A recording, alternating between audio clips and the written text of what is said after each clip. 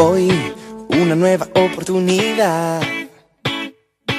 El ayer es pasado, el mañana es futuro, y todo lo que tengo hoy es un día más para conocerte un poco más, para andar de tu lado, agarrado a tu mano, sin miedo a este mundo. Y viviré. Años marcan mi cara, que mi voz ha cambiado, que no es... Para todas las personas que están ahí al otro lado, Jueces, por favor, Jueces, capítulo número 8, versículo 4 hacia adelante. Quiero el día de hoy meditar en la experiencia post-aceptación de los 300. Después de la post-aceptación de los 300 y la guerra parcial que tuvo el pueblo del Señor, Jueces capítulo 8 nos presenta una historia que muy poco hemos rebuscado, pero que hay tremendas verdades bíblicas, tremendas verdades aplicables para la vida el día de hoy, más que nada para la vida de la iglesia. Jueces capítulo número 8, Jueces capítulo número 8 nos presenta la historia post aceptación de los 300 y post la primera etapa de la conquista que tuvo Gedeón. Dice lo siguiente, el versículo número 4. Vino Gedeón al Jordán y pasó él y los 300 hombres que traía consigo, cansados, mas todavía persiguiendo. Y dijo a lo de Sucot: yo os ruego que deis a la gente que me sigue algunos bocados de pan, porque están cansados.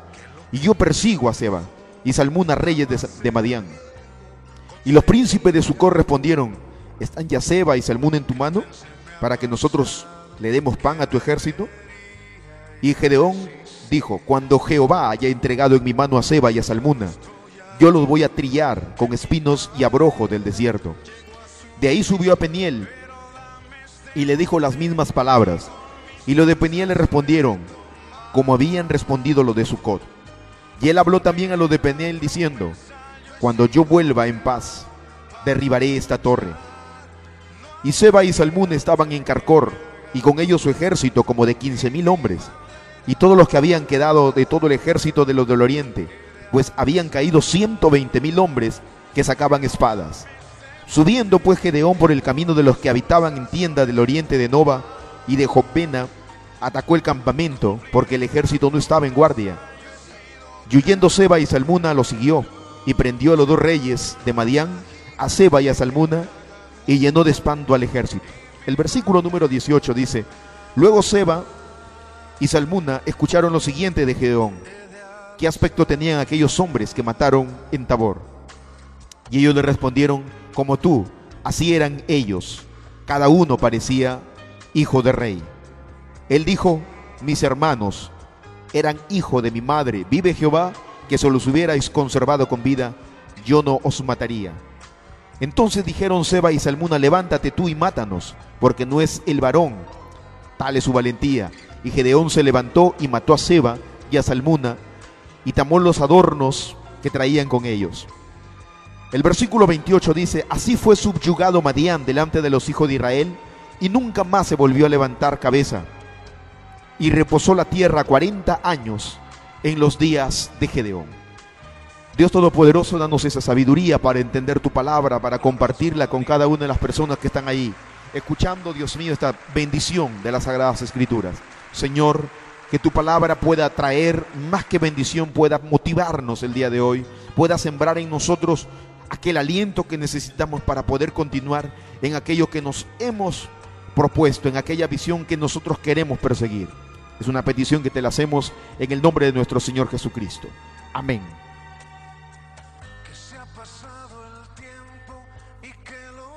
Yo no sé, pero es tremendo lo que hizo Gedeón. Gedeón, yo quisiera empezar diciendo un poco quién fue este señor. Este señor, como que en algún momento lo vemos casi como un guerrero.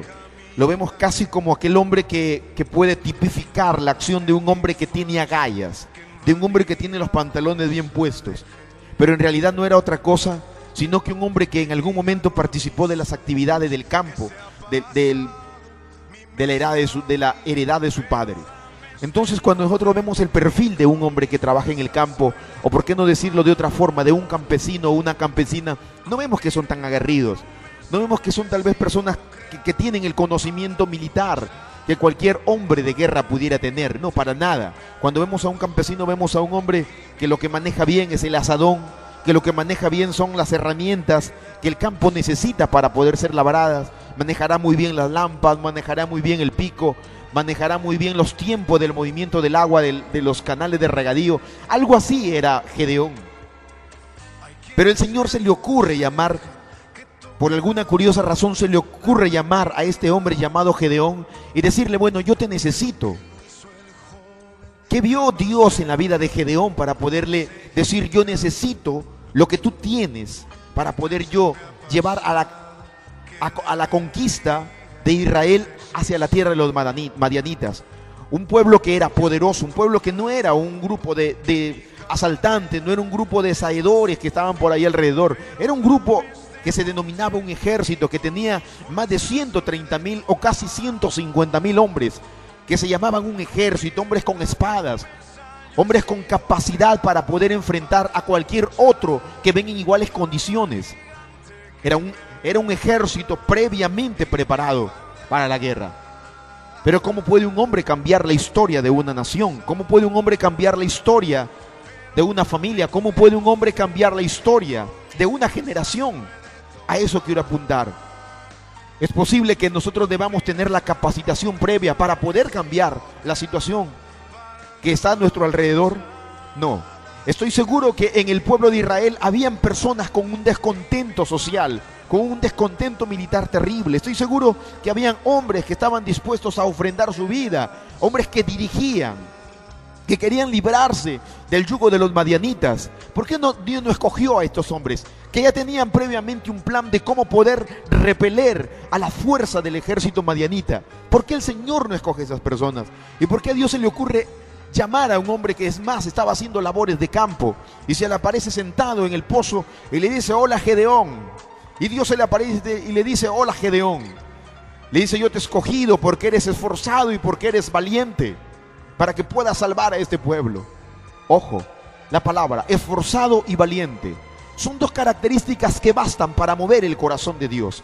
Son dos características que bastan para cambiar la historia de una familia. Son dos características que bastan para cambiar la historia de una nación y para cambiar la historia de una generación. No estaba preparado, pero este hombre tenía las dos características que Dios necesita encontrar en el corazón de la iglesia. La iglesia del Señor, si tiene estas dos características, podrá cambiar la historia de la iglesia. ¿Es posible cambiarlo? Claro que es posible cambiarlo. ¿Es posible hacerlo diferente? Claro que es posible hacerlo diferente. Cuando el Señor le dice, mira, haz esto, lo primero que el Señor le dice, yo quiero que lo primero que vayas a destruir son los altares que hay ahí junto a la casa de tu padre. Lo primero que quiero que derribes es todo lo que pueda haber al interior de la familia. Dios se encargó primeramente de limpiar a su familia. Una vez que limpió su familia, el hombre estuvo preparado para enfrentar, no con un ejército, sino con 300 hombres, a todos aquellos 150,000 hombres que habían logrado someter, habían logrado avasallar y habían logrado humillar al pueblo de Israel, que cada vez que había trigo caían como langostas. 150,000 personas que se llamaban toneladas, y que no contento con los que se llevaban, quemaban lo poco que quedaba. Es decir, para que Israel se muera de hambre, para que Israel no pueda prosperar, para que Israel no tenga provisiones y no pueda tenerse defensas. Existen enemigos en la vida, existen enemigos en la familia, existen enemigos que hoy están destrozándote. Iglesia del Señor, en estos últimos años, en estos últimos tiempos, estamos viendo una generación que se ha levantado con el propósito de destruir todo aquello que nos pueda proveer pan. La iglesia, la gente, la sociedad hoy tiene carencia de pan. Se habla de muchas cosas. Existen una gran cantidad de hombres que pretenden llenar los oídos de las personas con una serie de promesas falsas. Si nos hacen una serie de promesas, pero falta pan en medio de la iglesia del Señor. Falta alimento. ¿Por qué? Porque los madianitas, porque hay un Zulma y hay un Seba, que eran los príncipes de Madián, que se están robando todo lo que al pueblo del Señor le pertenecen hoy. El espíritu de Seba y el espíritu de Zulma, que era el espíritu que se movía en los reyes de Madián, se está moviendo en estos últimos tiempos. Cada vez que iba a cosechar Israel, Seba y Zulma subían con sus 150,000 y no permitían que Israel coseche. Cada vez que la iglesia ha estado dispuesta, cada vez que la iglesia ha estado próxima, cada vez que la iglesia ha estado próxima a tener un avivamiento, cada vez que la iglesia ha estado próxima a ver una cosecha de almas, cada vez que la iglesia ha estado próxima a ver un cambio en su economía, cada vez que la iglesia ha estado próxima a ver una cosecha en su familia, cada vez que la iglesia ha estado próxima a ver la gloria de Dios y a ver la abundancia que Él prometió desde el principio, el espíritu de Selva y el espíritu de Zulma se ha levantado y nos ha dejado sin nada, nos ha dejado con las esperanzas de que solamente íbamos a tenerlo, nos ha dejado con ese sinsabor en la boca de que casi lo logramos, de que casi lo obtuvimos, de que casi toda nuestra familia vino a los pies del Señor, de que casi vimos una prosperidad económica en nuestra iglesia, de que casi vino el avivamiento, de que casi el Espíritu del Señor llegó. El pueblo de Israel tenía un casi en su boca. Casi este año cosechamos nuestro trigo y podríamos haberlo disfrutado. Estuvimos a un punto, estuvimos a un día. Ya estaba ahí, pero no pudimos cogerlo porque subieron los madianitas como langostas y se comieron los 150,000 hombres de ejército. Se comieron lo que nos pertenecía. La iglesia hoy por hoy está cansada. Tú estás cansado de ver que el casi ha llegado a formar parte de tu estilo de vida. ¿Sabes? Cuando uno dice casi, significa que no consiguió nada. El casi no es otra cosa sino que el sinónimo del fracaso. El casi no es otra cosa sino que el sinónimo de poderlo haber alcanzado. Es el sinsabor que nos deja el fracaso de la vida. Casi soy feliz en la vida. Casi me caso. Les cuento, pastor, casi me caso yo en el año 1985. Estuve a punto, casi me caso, pero no me casé de decir, no te casaste. Eso es fracaso. Pastor, casi entro a la universidad. Fue el puesto número 140 y entraron 139. Casi. Es decir, no entraste a la universidad. Estuviste a punto, pero no entraste. Es decir, fracasaste en el intento de ingresar a la universidad. Pastor, le cuento, casi crecimos en el año 2000. ¿Se acuerda? Y menciona a otro hermano Roberto. ¿Se acuerda que casi llegamos a los 100 miembros, pero luego la iglesia se bajó y nos quedamos en la triste realidad que tenemos hoy, en esos servicios que cada vez que los inicias tienes que iniciar con 5, con 7 hermanitos? Casi llegamos. ¿Se acuerda? Si no hubiera sido, casi lo hubiéramos logrado. Y pastor, le cuento que casi obtuve el préstamo que iba a tener para poder poner la tienda aquí, y ya tuviera ahora un tiendón si no hubiera sido por... Y casi nos dan el préstamo que necesitábamos nosotros para poder haber iniciado la tienda. Es decir, se te quemó siempre el pan en la puerta del horno. Eso era lo que le pasaba a Israel. Eso era lo que continuamente Israel veía en la realidad política, en la realidad social, en la realidad económica, en la realidad productiva que ellos experimentaban. Cada año se quedaban con el casi, con el sabor de querer saber cómo había sido su trigo, por el que habían trabajado, por el que habían labrado, por el que habían dado tiempo. Todos los años se esforzaban, trabajaban, veían lo mejor para poder tener la mejor cosecha de ese año, pero jamás podían mirarla, jamás podían verla. Estoy hablándole a la iglesia, estoy hablándole ahora a hombres y a mujeres que se esfuerzan cada día, pero cada vez que están a punto de lograrlos, no pueden lograrlo. Hay una maldición sobre tu vida. Hay una maldición sobre lo que tú estás haciendo. Tienes que empezar a derribar algunas cosas, pero en el transcurso de estas cosas tendrás que experimentar algo. El versículo número 4 a mí es algo que me llama poderosamente la atención. Las Sagradas Escrituras dicen lo siguiente: y vino Gedeón al Jordán, y pasó él y los 300 hombres que traía consigo, cansados, mas todavía persiguiendo. Es curioso, pero nadie persigue a un enemigo cansado. Nadie persigue al enemigo en circunstancias de cansancio. Nadie persigue a un enemigo en circunstancias de necesidad, es más, y de hambre. Nadie persigue a un enemigo en esas circunstancias. Casi todos los guerreros siempre toman tiempo, toman un poco de fuerza, toman agua y toman pan y luego persiguen. Pero Gedeón quiso romper las reglas. Dijo, bueno, el cansancio a mí y a mis 300 no nos va a detener. El cansancio a mí y a mis 300 no nos va a limitar. El cansancio no será motivo para abandonar. En este caso, el cansancio fue un estimulante. En este caso, el cansancio era sinónimo de victoria. Venían de derrotar 120,000 hombres. venían de derrotar 120,000 personas. Habían hecho huir un ejército de 120,000 personas, 300 hombres. ¿Se imagina usted la diferencia? Es casi a 120 por uno, es decir, para cada hombre habían como 120, y tal vez esté estimando mal matemáticamente el número. No me detuve a estimar para entre 120,000 entre 300 significa que son exactamente más o menos como 40, ¿verdad? Si no es a 40 es a 400, pero vamos a suponer que sea 400. Es decir, uno hizo huir a 400 personas, eran 120,000. Estoy en lo correcto. Uno hizo correr a 400 soldados. Que tenían esos hombres en el corazón, que tenían esos hombres que hacían correr a 400, que tenían esos hombres de bendito, de santo, de temeroso, que tenían de guerra, qué herramienta tenían, qué arma tenían, que hacían correr a 400 personas con su sola presencia. ¿Sabe algo? Caminar sobre una palabra. El capítulo número 6, en el versículo número 15, dice lo siguiente: cuando Dios le hace un llamado a Gedeón, le dice, entonces le respondió. Versículo 14 dice, mirándole el Señor Jehová le dijo, ve con esta tu fuerza y salvarás a Israel de la mano de los madianitas. Te estoy enviando yo. Entonces le respondió, Señor mío, ¿con qué salvaré yo a Israel? He aquí que mi familia es pobre en Manasés y yo el menor en la casa de mi padre.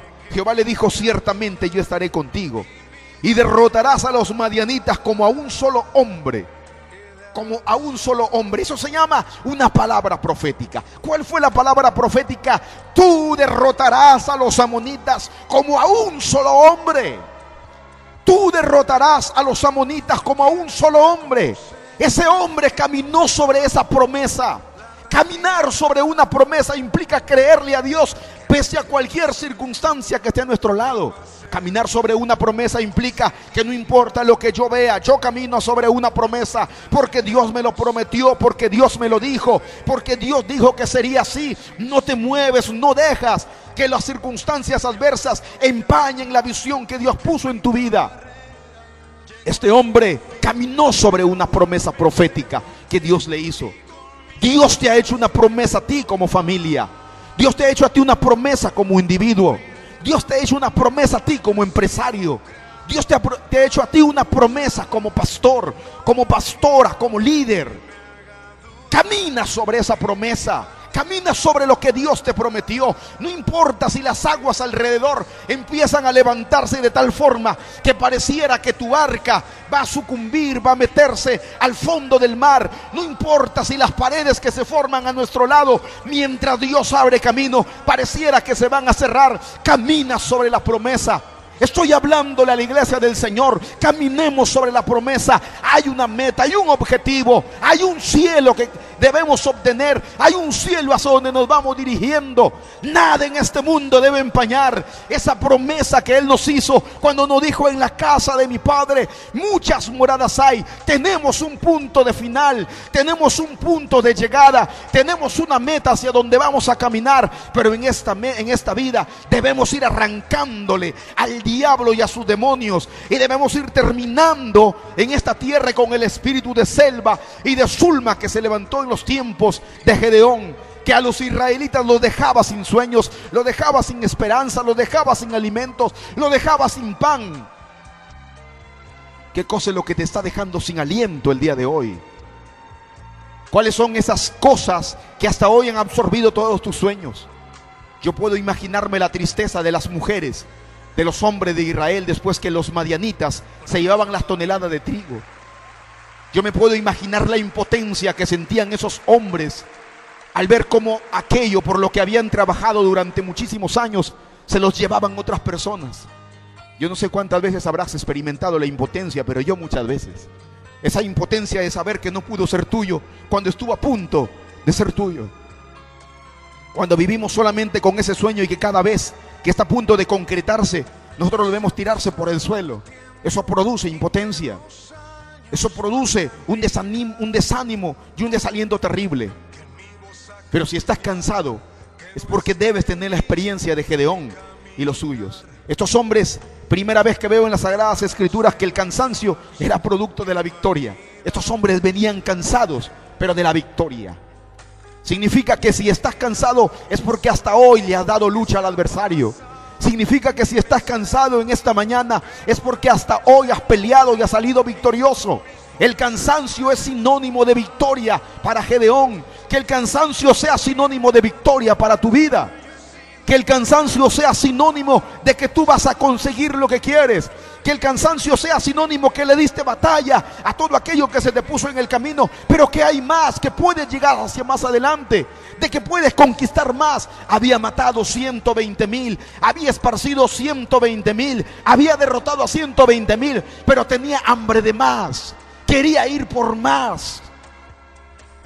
Lo que has conseguido hasta el día de hoy no es suficiente. Lo que has conseguido hasta el día de hoy no es el todo de lo que Dios quiere para tu vida. El grado de consagración que tienes hasta hoy no es el todo, no es el paquete grueso que Dios tiene para tu vida. Hay más. Y esto va a bendecir a toda una generación. ¿Por qué obtuvo este hombre llamado Gedeón la victoria? Porque caminó sobre una promesa. Y quiero continuar con esto. Porque caminó sobre una promesa, porque fue sobre una promesa, porque cabalgó sobre una promesa. Yo quiero hacerle recordar que cuando el Señor dice en su palabra que todo lo que Él dice lo va a cumplir, es real. Dios no es un Dios que te anda regalando palabras por regalártela. Hoy por hoy han salido muchos hombres por ahí que argumentan ser profetas o apóstoles del Señor. Y yo creo en el movimiento profético, hago la salvedad.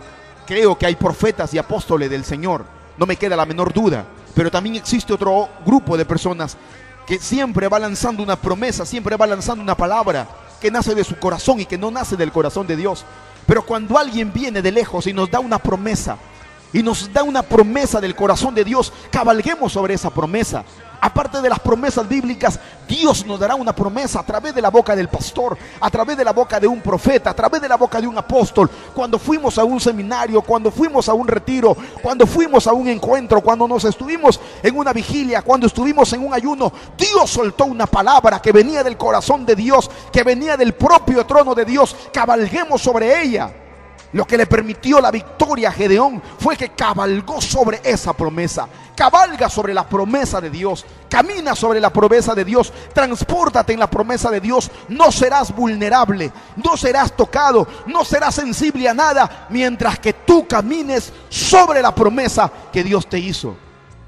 Ni el cansancio lo detuvo a Gedeón. ¿Sabes por qué?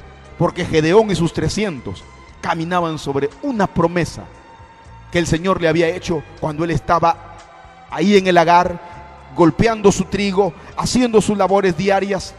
Continúa haciendo tus labores diarias, pero mantente firme en esa promesa que Él te ha hecho. Si Él dijo que tu familia iba a ser de Cristo, si Él dijo que la empresa que tú tienes iba a prosperar, si Él dijo que la familia que se fue un día de tu lado va a regresar, si Él dijo que los hijos que hoy están en tremendos problemas sociales, en adicciones sociales, en adicciones cualesquiera que sea eso, el alcohol, la droga, qué sé yo, la perversidad sexual, la pornografía, si hoy por hoy tus hijos son esclavos de alguno de estos vicios, y Dios te hizo una promesa, si como mujer Dios te hizo una promesa, si como hombre, si como pastor, si como líder, Dios te hizo una promesa, cualesquiera que haya sido. Yo quisiera mencionar las máximas, pero es posible que me esté olvidando de algunas. Es posible que esté dejando a un lado aquellas que debo mencionar. Pero tú en el Espíritu sientes que Dios te hizo una promesa. El Señor ahora te hace recordar y te dice: no te bajes de la promesa.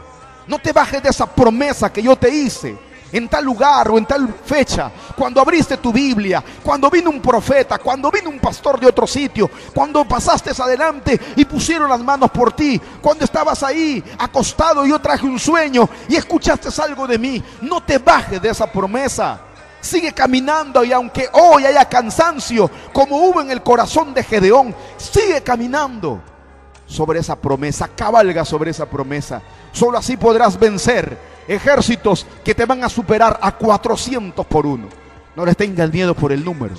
Camina con la visión de Gedeón, que faltaban matar 15,000. Ya había matado 120,000, pero faltaba casi el 15% del ejército total, y caminó tras esos 15,000. Yo quiero dejar parte de ese mensaje porque voy a terminarlo en lo que va tal vez de los próximos dos días que vienen de esta semana. Pero quiero orar por ti. el día de hoy. Quiero bendecirte con una oración en estos próximos minutos que me quedan. Quiero hacer una oración sencilla, pero quiero que te agarres de Dios. Quiero que hagas un compromiso con Dios y le digas: Señor, yo quiero continuar sobre esa promesa que tú me diste. La verdad es que quiero bajarme, pero quiero continuar. Si tú hoy día me has dicho que debo continuar, yo voy a continuar. Ahí donde te encuentras, si cierras tus vistas o no las cierras, pero repite en tu corazón, repite con todas tus ganas. Dile: Señor, yo el día de hoy voy a continuar con esa promesa. Padre, oro por aquellas personas que están al otro lado del dial. Oro por aquellas personas, Señor, que van caminando, que cabalgan sobre una promesa, pero que están cansados. Que cabalgan sobre una promesa, pero que hasta ahora no la ven. Señor, que su cansancio es evidente, que se cansaron de orar, que se cansaron de creer, que se cansaron de asistir, creyendo que en algún momento la promesa que tú les hiciste se iba a cumplir. Están a punto de bajarse de aquella promesa, están a punto de abandonarla, están a punto de dejarla porque creen que está muerta, porque creen que ya no tiene vida, porque creen que tú te olvidaste. Señor, que hoy recuerden que lo que tú dices en tu palabra, que tú no eres hijo de hombre para que mientas, ni hijo de hombre para que te arrepientas. Que si Jehová dijo, Jehová lo cumplirá. Que si Yahvé dijo, Yahvé lo cumplirá. Que si Dios lo dijo, Dios lo cumplirá. Señor, gracias por esas vidas que el día de hoy han sido motivadas por tu palabra. Gracias por esas vidas, Señor, que el día de hoy han sido tocadas por tu palabra. Las bendigo en el nombre de Jesús. Las bendigo en el nombre de Jesús. Gracias, amado Espíritu Santo, por esta pequeña administración. Porque, Señor, pusiste ADN nuevamente de ti, de fe. Gracias, Señor, en el nombre de Jesús. Amén. El Señor les bendiga. Nos vemos, si Dios quiere, el día miércoles. Muchas bendiciones para usted.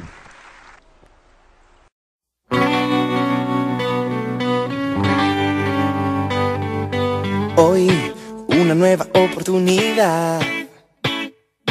El ayer es pasado, el mañana es futuro, y todo lo que tengo hoy es un día más para conocerte un poco más, para andar de tu lado, agarrado a tu mano, sin miedo a este mundo, y viviré cada día como